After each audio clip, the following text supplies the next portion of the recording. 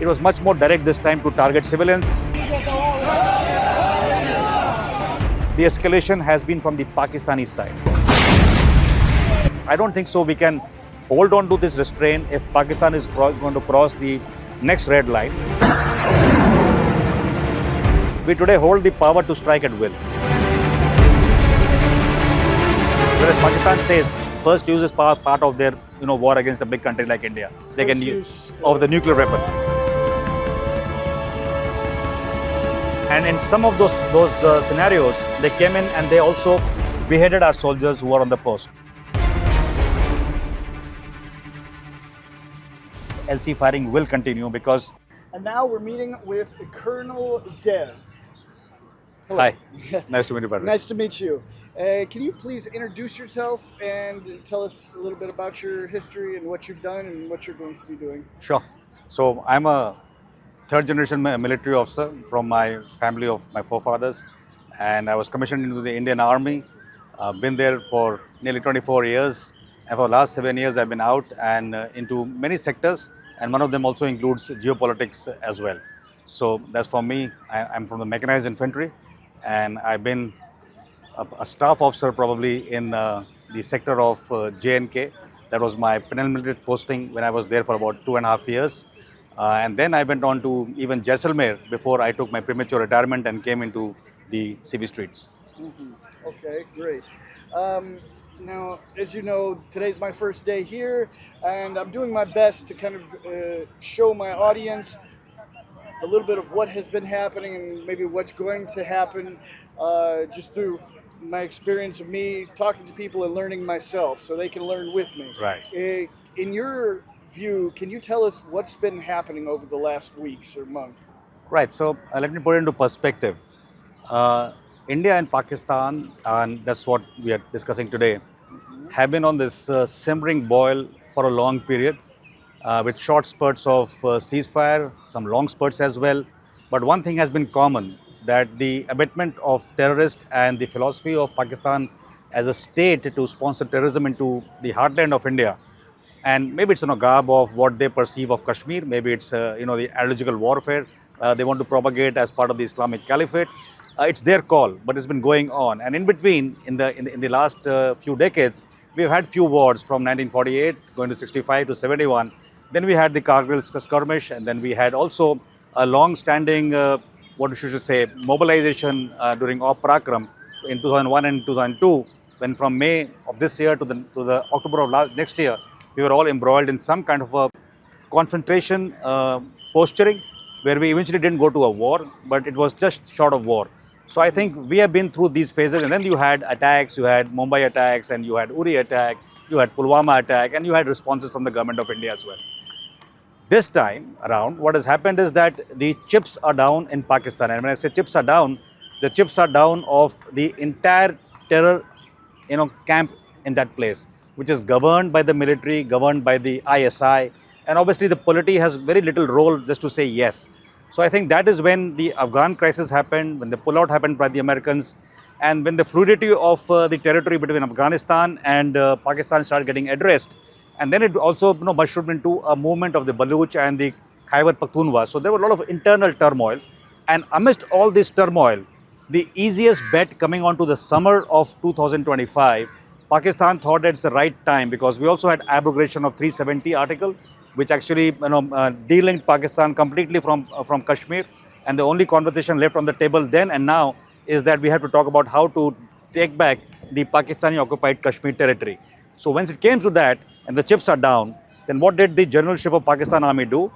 The chief went on air just before this Pahalgam attack and talked about a very, very ideological warfare, typical to Islamist radicalized, indoctrinated platform, sort of playing to the Islamic Caliphate, which they were trying to build up for the last 5 decades, along with the support from the Middle Eastern countries, and it didn't work.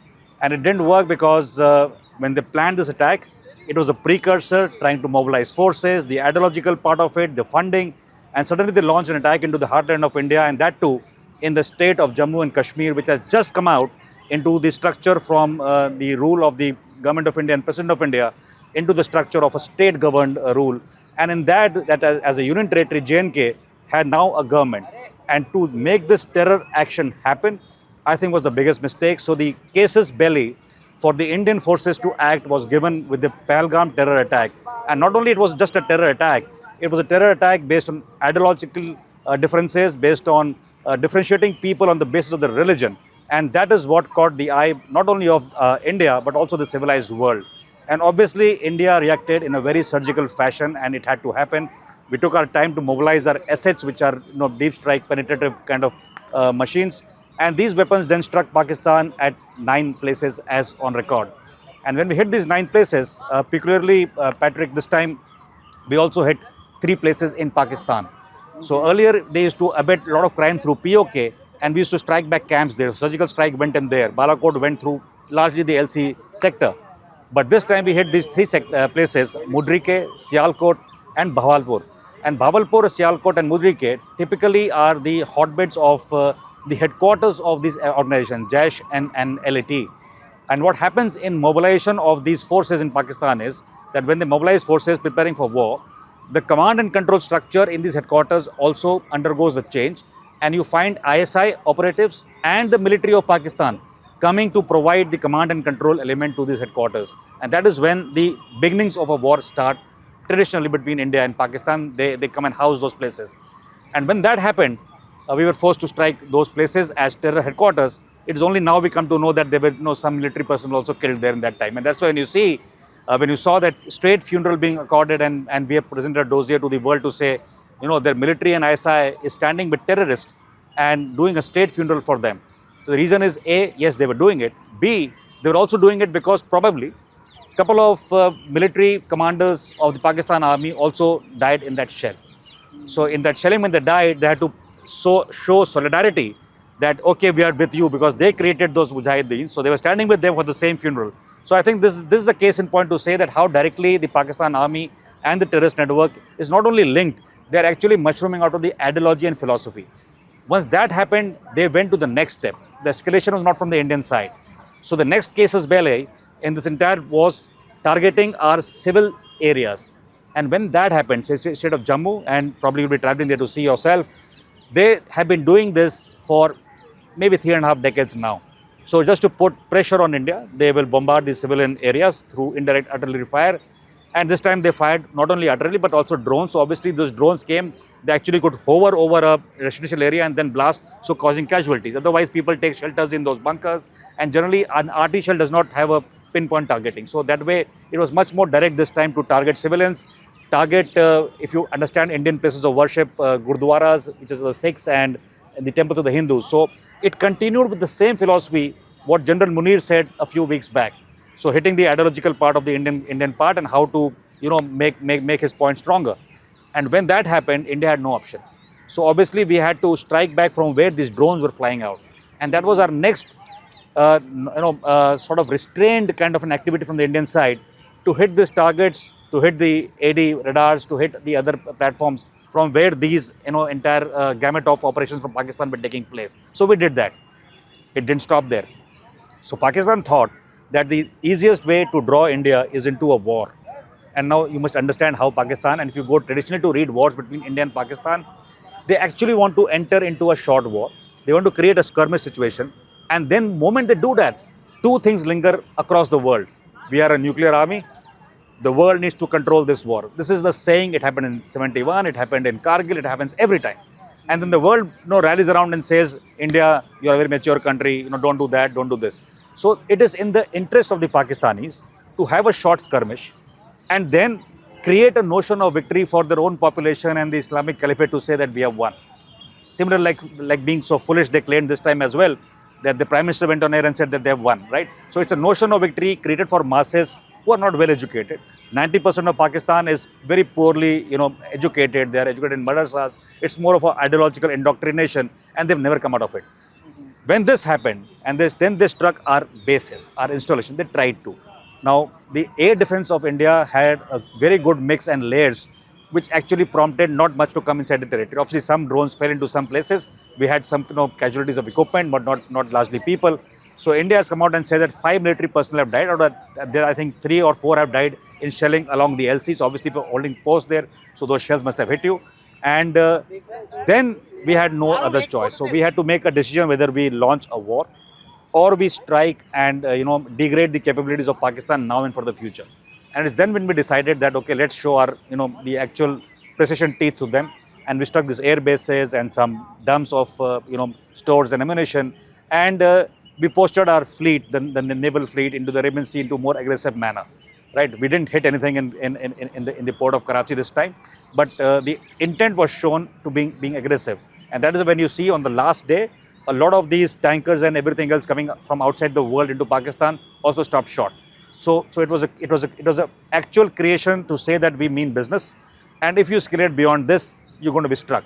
And I think at that point of time, and this was the third casus belli, going into and striking Indian positions which are military in nature, and then India had no option. So I think these three steps, the escalation has been from the Pakistani side.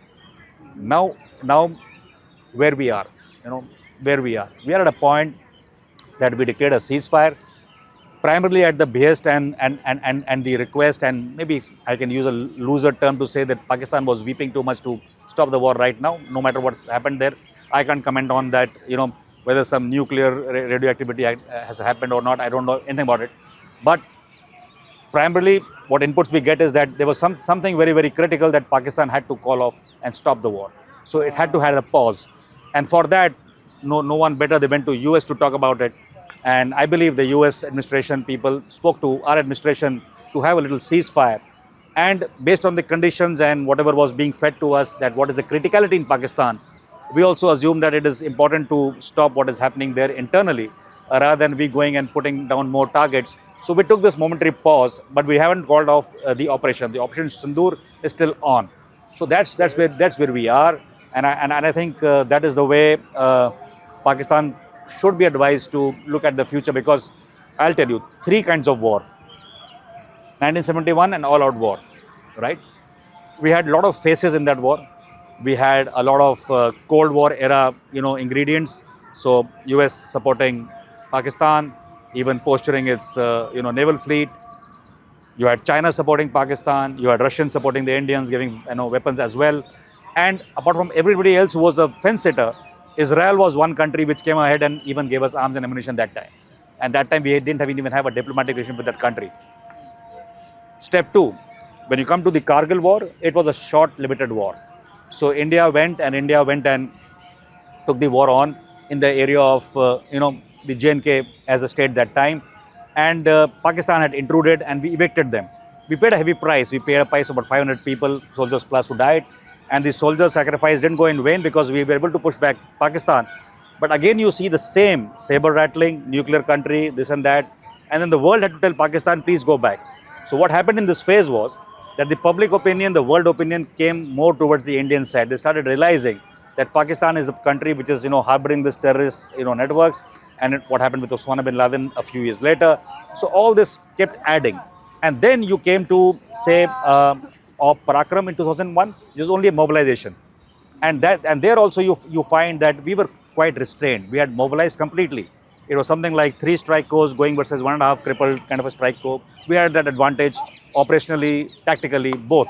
But we still did not go in through and through. So I think 3 different scenarios: full war, limited war, and long-term mobilization. In all these conditions, India has always shown restraint, and that is the restraint we have shown even this time around. But I don't think so we can hold on to this restraint if Pakistan is going to cross the next red line. And you are aware that we have set 2 connotations of the red line. The first is any proxy war or act of terrorism in the Indian territory in the future is going to be seen as an act of war. And why we said that? It's not plain some philosophical term being used.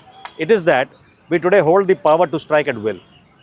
So some assets during Operation Sindoor are still very active and agile. It's just that weapons free has to be announced for them to be free. So it's a short notice punitive action which can take place.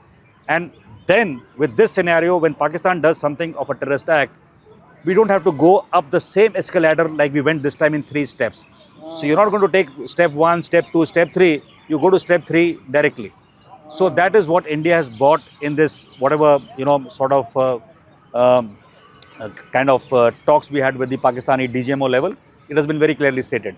The second part is that we have reiterated what we said when late Mr. Parikar, when he was a defense minister, we talked about no first use for a long time.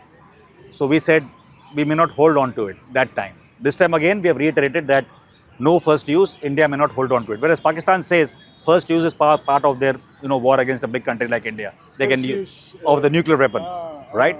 But we say no first use. But now we have said that we may consider depending on situation. And why do we say that? When you have a rogue state like Pakistan, where today the US has to send its own experts to come to that place and try to calm down that radioactive situation, you never know who owns assets, who fires the assets, right? And a lot of these technologies have been all borrowed from the Chinese scientists and wherever from Earth they got it, but it's all borrowed. And with their pressures on them, pressure on their military, pressure on their polity to perform militarily against India is something which might push them to some place at some point of time where some joker is going to push the button. And to make sure that the button is not pushed, that is why we have developed this entire cache of supersonic missile systems, which can actually, that missile nuclear is always ballistic, it goes in the trajectory. Whereas the supersonic missiles can actually be faster and hit you at the place of origin or while you are mid-air. So we are developing those kind of capabilities so that the Pakistani missiles don't cross over to the other side. And even if it has to be damaged, it is damaged in the Pakistani territory, causing least harm, maybe along the IBs, to the Indian population. So that's our philosophy today, and that is why we have invested so much in the missile technology for the last 3.5 decades. You see, India, we have developed various segments of missiles, surface to air, air to surface. We developed nearly everything. And that is where the Make in India is a very big focus, because that technology, the cryogenic technology supporting the satellite systems, today when we speak, for this operation, when we're targeting pinpoint, so you realize many of our systems are GPS enabled, right? So they go on coordinate basis. The one which struck the correct place was also acutely going through the nape of Earth, flying, not detected through the radars. We had our own ISRO satellites, 11 of them put on Pakistan. Obviously, other friends also helped as well in terms of giving us the intel of movement. But our own capability are generally to, and you see, Pakistan is a narrow strip of land, right, with a lot of problems in the north. So our aim is to make sure that with least collateral damage, we are able to dictate our will and intent on the adversary. So that's our current aim. We don't want to go into a war or a skirmish, sending tanks from here and there. That's the last resort. If it happens, we'll do that as well. But I think we are typically poised to be a little more punitive and precise in a shorter time frame in terms of a skirmish with a country like Pakistan. Because traditionally, I'll also put your attention to understand, we had a problem with Pakistan for a long time, right? But we recently, after Doklam and Galwan, had issues with the border along the Tibetan plateau as well with China. So if you understand a long-standing army like us, you can't create 1.5 times your size without spending money, right? But what you can do is you can focus. So you say summertime, we go up the hills because the wars are going to be fought there. You have to be having a defensive posture. While India builds up the infrastructure. For the last 3 years, we have been digging and making all kinds of roads and surface communication along the Tibetan plateau on our side. And that's our game for the next 7-8 years, to become absolutely ready there to launch forces from there if required. So that's the threat. So traditionally in summers we go there, and winters we focus towards Pakistan. But what happened is, Pakistan has tried to do something funny in the summers itself. Compare this to Op Parakram. In Op Parakram, they created the mischief and we tried to restrain ourselves in the month of October, November, whatever. In the month of May, they became a little more belligerent with those terror attacks. And that's the time we were supposed to launch our offensive that time. And then all the countries, US, France, Japan, everybody said, don't do it, right? Similar month, 2002 now, I'm talking about, 2000 May. So if you correlate, they also tried to strike that skirmish somewhere in the summers. That time they had a mindset that when we do this, China will help us to ease pressure on the northern front. That's been their mindset. Take it back to 1971. 71 also, the initial part when India decided to go and liberate East Pakistan, that time now Bangladesh, was in the month of April. And when our military said, no, we are not going in April because there are going to be monsoons on the other side, we'll go only in the winters.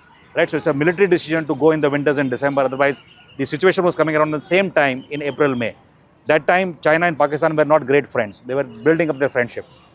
In the other mobilization of Parakram, they had a very strong friendship, right? Because China had taken off the leaf and whatever economic benefit it got through the world bodies, with its alignment with US that time. A lot of money and a lot of industries came up. They became richer and they solidified their military requirements as well.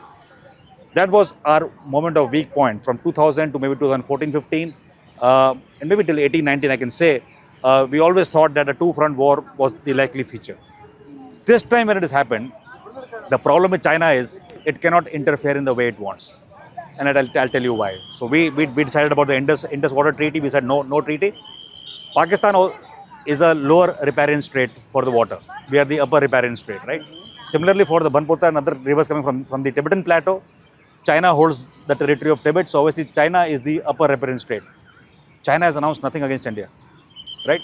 Contrary to the belief that Pakistanis thought for the last 3 decades that China will do some countermeasures to counter India. It is not happening. The second thing is they thought they will, interrupt us with military, sort of engagement. And that is why when you see in the area of POK, Pakistan occupied Kashmir, so when you come back from China and when you're entering Pakistan from that area, Pakistan has unilaterally given part of POK to China to build infrastructure. Right? What's the reason? The reason is that when we go and do something in POK, they want China to think that it's an attack on the Chinese assets and Chinese, people who are habitating in the wrong place. So that is why 2-3 years back, China, took that gift and Pakistan willfully gave to engage it into a trilateral kind of a thing in POK. India is not falling and buying that at all. So we're not even talking about it, right? So that was their intent. The second reason why China is a little more apprehensive this time publicly, they may say whatever they want to say. We had a period of 5-6 years now of no major talks with even China. You had a lot of public opinion against China from the Indian side. You could have seen social media. That's changing now, not from our side, more so from the Chinese side. So last 2 months, the spokesperson and the ambassador of China in Delhi is talking nice. China is talking nice. Why is they talking nice? They're talking nice because the economic benefits they accrued from US that time is not forthcoming anymore. So today there's a trade war between US and China. It's a fallout of the COVID area, where I say very, very, responsibly, but it's my personal view, that was a biological warfare between China and US where the entire world got hacked.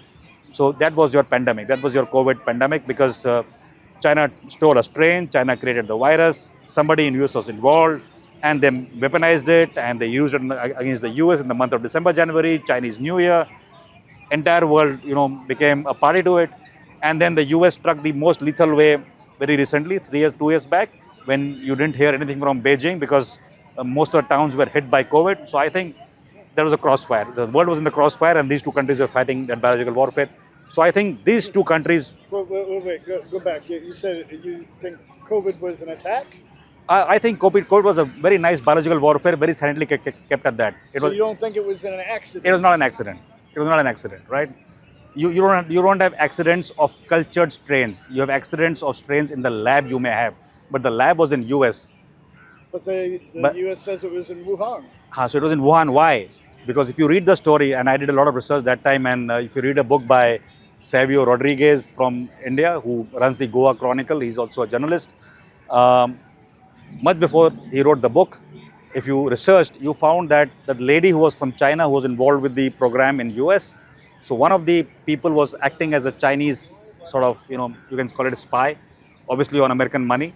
They took this strain back to China, right? So it originated as a virus weaponized in China, not in US. So it was weaponized, right? So it's something like, and what is I'll tell you, what is the word for COVID? So this flu, whatever is it called, when you go to your pharmaceutical companies of before the COVID era, right? You find the same name there. If you research Corona, Corona. So Corona is a virus. But it's different. So the strains, right? Yeah, different so strains. Coronavirus used to affect human bodies before the pandemic. Yes. But the strain was cultured. Where was it cultured? So America was doing a research. The research team had Chinese, right? Okay. That team stole the data. That team created something in Wuhan. And that's why, President Trump says it's a Chinese virus, right? So the virus which actually hit the world was made in China. It was not made in US. That's above my... I've almost made it a point in the last years not to get into the whole coronavirus So thing, let's leave it there. You asked me. Okay. So let me get back to the China and US paradigm, which resist China from making a bigger enemy with India. So China is now looking at India as an economic partner to keep looking.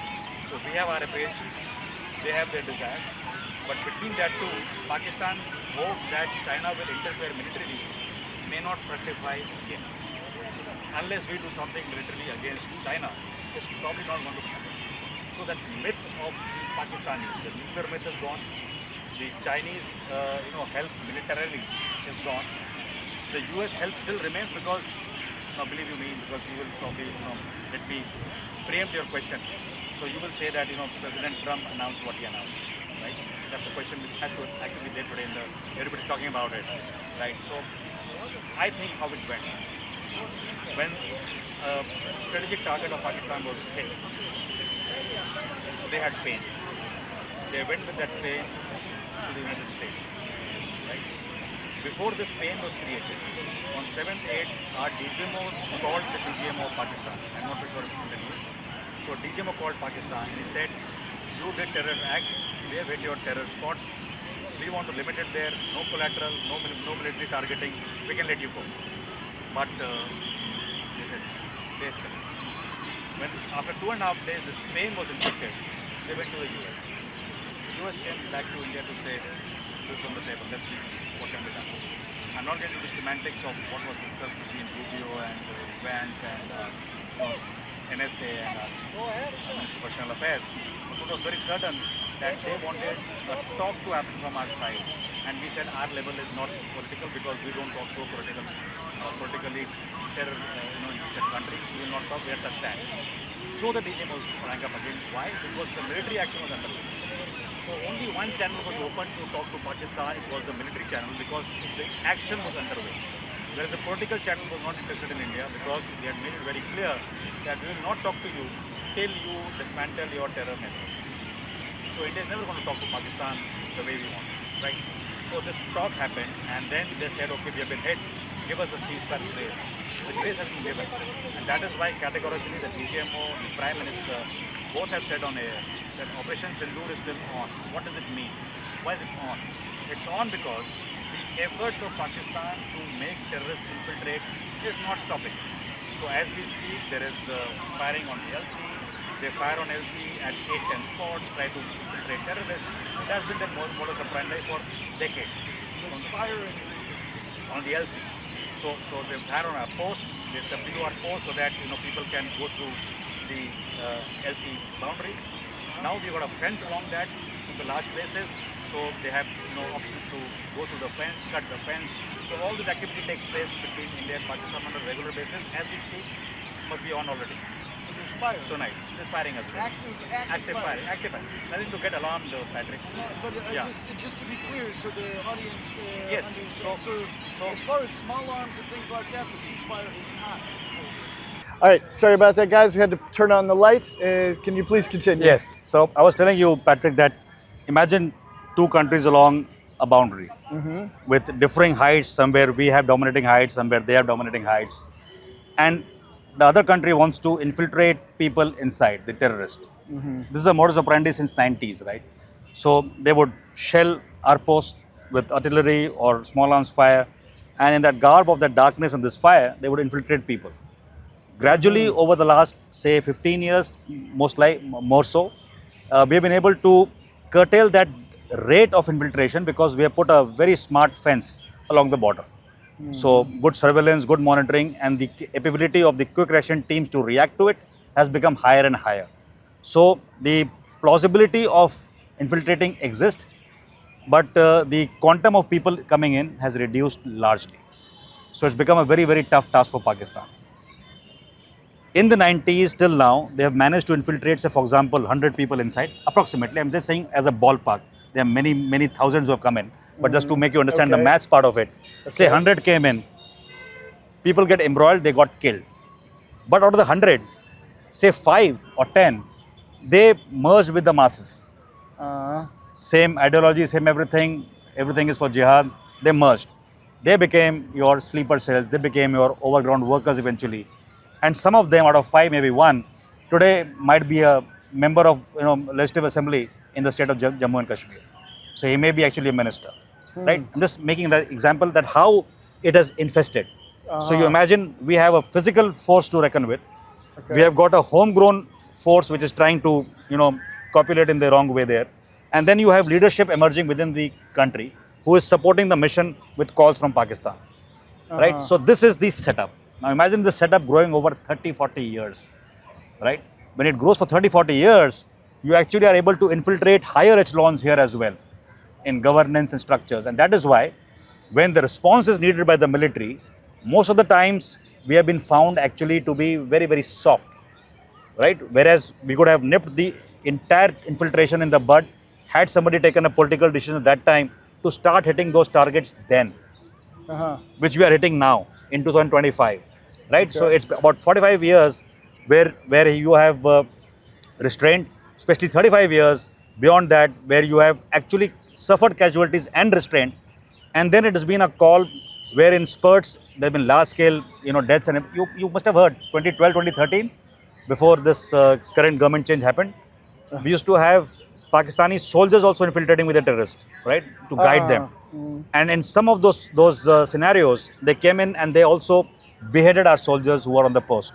You heard that, right? Yeah, I've seen the. So It's horrible. Yeah. that has stopped, right? Now that has stopped. Why? Because we are also military. If you can behead us, we can also destroy you. So I think that signature is very, very important. The hands of the military are quite open on the LC, right? Let me put it that way. So if today Pakistan decides to have small arm fire or indirect fire on our post to make people infiltrate, there is huge resistance. And it's not only resistance on the LC, we also have got eyes into their launch pads. So while you're infiltrating, we are still capable to strike your launch pads with the same indirect fire, without sending any drones, without sending any aircrafts. They are firing a missile as well. So I think that's where we are in terms of the construct. So when you see this entire construct, it is difficult to fathom that after abrogation of 370, after such a humiliating crushing of just a one-day operation by the Indian side into the military power, how will Pakistan be able to swallow this humiliation, defeat as it may be, in the season of summers from May to September end, when it's a main season to infiltrate, they have to put that into motion. Otherwise, the terror networks they have created will call their own army as weak. Right? So that is I'm saying why the LC firing will continue, because Pakistan cannot afford internally to stop this act of terror being propagated into the Indian side at all. It is something, it is ingrained. It is something like, you've created an ecosystem which is thriving on this. So the ecosystem for 35 years, 45 years, 55 years talked about Kashmir. In 45 years, they started pushing force, 35 years, and now they're pushing more force. And suddenly, that force has been stopped by abrogation of 370, and Indians have said no more, and the fence has come up, smart fence, and you have a lot of problems in sending more terrorists into our country. So that is the problem, and that's why I say with a lot of responsibility and caution, India may want no damage collateral. India may want not to strike the Pakistani targets of military nature, but India has got no choice but to stop this infiltration and from where it emanates. So that is why in the real context of Sindoor is designed to hit the terror network of Pakistan, not only armed in nature, but also the intellectual terrorists who thrive on the other side, and dare I say some of them thrive on our side as well. They need to be taken care of by the entire, might of this country in terms of our intelligence assets, our targeting assets, military and otherwise. So I think that's where we are headed. So you will not see any real ceasefire in that true sense. But yes, what our ceasefire probably would mean today is that don't hit our civilians, don't hit our military bases. These two are absolutely out of bounds. You can fire at the LC. Somewhere we are strong, somewhere you got a higher dominating ground. We'll get your dominating ground to a little lower height if you want So to. it's ceasefire excluding the LC. That's the general proposition. That's not a stated point. So it's not to calm Pakistan nerves, because if you are going to put your weapons onto our post, it's actually a military action. So if it's a military action, then military response is more than likely. So there is no place to hide or run for Pakistan in either scenario actually. But it's just that how much response we want to give. So I'm quite sure on a regular LC firing every day, which generally happens from their side and we retaliate, may continue. But if it escalates to pinpoint targeting of our headquarters and other places and civilian areas along the NC, then the response will be a little different.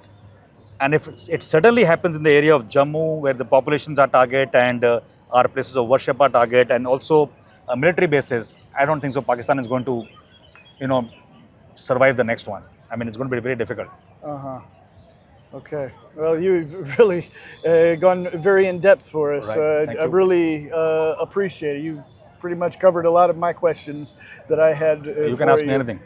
Well, I guess one more thing is, if it does get to the point of all-out war, as it was claimed by Pakistan was imminent before, how much, how likely do you think it'll be that it reaches the nuclear point?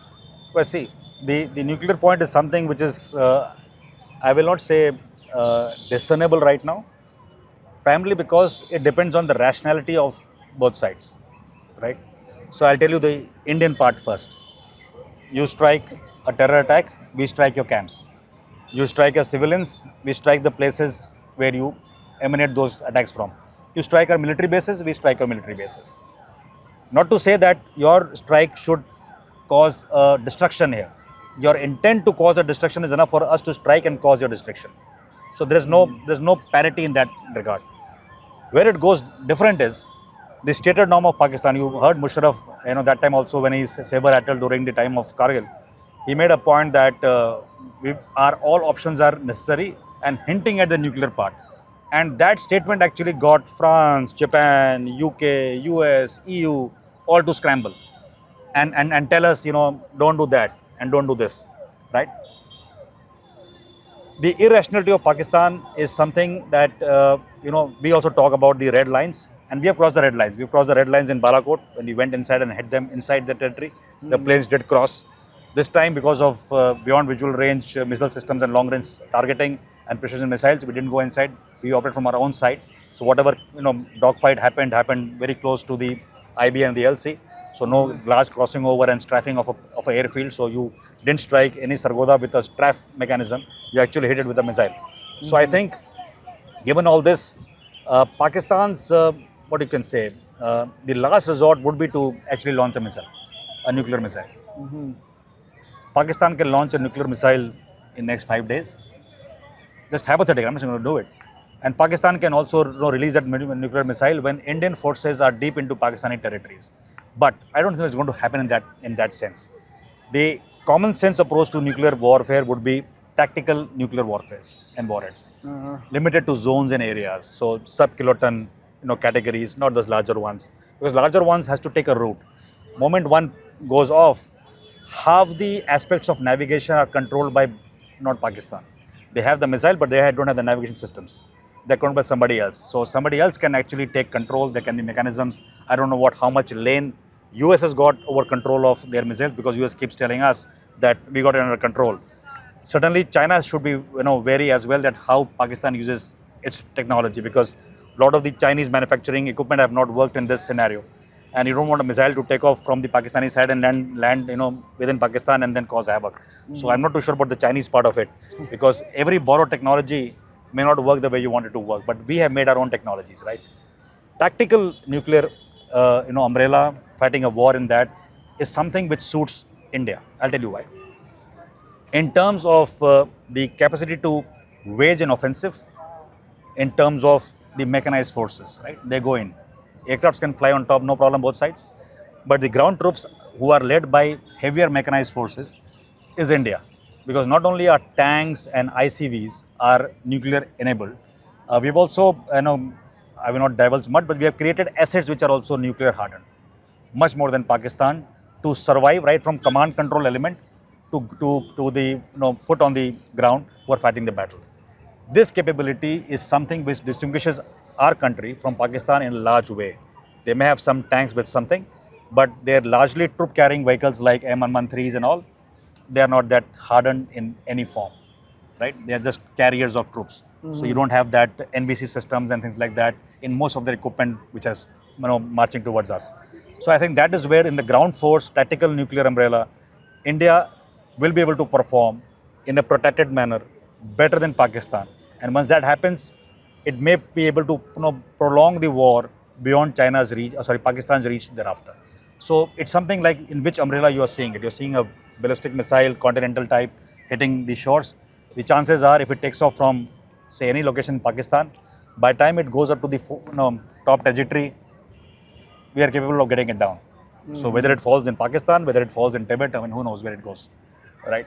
And the guidance systems are compromised insofar as countries like Pakistan are concerned, because India, when we faced Parakram, one of the things which US did to our favor and for Pakistan actually was that there was a threat of switching off a large patch of Google imagery for us, right? So our GPS navigation systems didn't work in 3 or 4 big places where we wanted to work that time. And that got us into making our own GPS system, Gagan as they call it, or whatever the name is going to come up in the future. And we took a lot of inputs thereafter from the GLONASS series of the Russians thereafter. So I think then we diversified our technology. We also sent our more satellites up, and we are trying to create a navigation system which is better than anybody else. So I think that is where we thought that certain key sectors, guidance systems of everything, including munitions, satellite base has to be our control. Pinpoint targeting systems like missiles and air defense has to be our control. And that is why India invested a lot of money into these spheres. So I think that is the success of the planning for the last few years, which is now helping. And BrahMos, if you see, is something which is not purely ours. It's a collaborative effort between us and Russians. And Russia today, as I speak, I think day before, they have offered to co-develop the S-500 series of AD as well. So I think these are the conversations which try to put that restraint on Pakistan that it's not going to work out for them. Yes, saying nuclear is good, but what nuclear? We've been saying for the last 40 years. After those 40 years, till say Parakram, it was more of a constrained warfare. But post-Uri strike, post-Pulwama Balakot strike, and now these strikes on the 9 or 11 airfields and installations has been out in the open, right? So for you to carry that nuclear bogey for long may not suffice. And frankly, let me tell you very frankly, intelligence is very high nature these days, right? The targeting systems and acquiring systems are very, very high, of a high order. And should we decide to hit places before they open doors, I think we have that capability, and so do our friends. So let's keep it at who our friends are. But I think between us and our friends, we have that position of that capability to make sure that the door of that system does not open before it's launched. So we need to get closer to that point, that even if 100 doors are to be opened, 170 nuclear war has to be through 170 launches at the same time, we have to acquire the capability of hitting at least 300 at the same time, so that Pakistan has to build up more assets. That's our dream.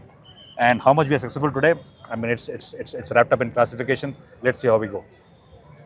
All right, well, thank you very much, Colonel. I think I know I got a lot out of it, and I think my viewers did as well. So thank you very much. Thank you for your time, I'm very, Patrick, and have a nice day. Very happy to meet you. I meet you as well. I hope to see you again. You will. Stay blessed. So we've shown you what we can here on the ground. We've talked to another colonel here that has such a unique perspective on this situation. You're not going to see this in other places. I come here to India to show you the information I can find here on the ground.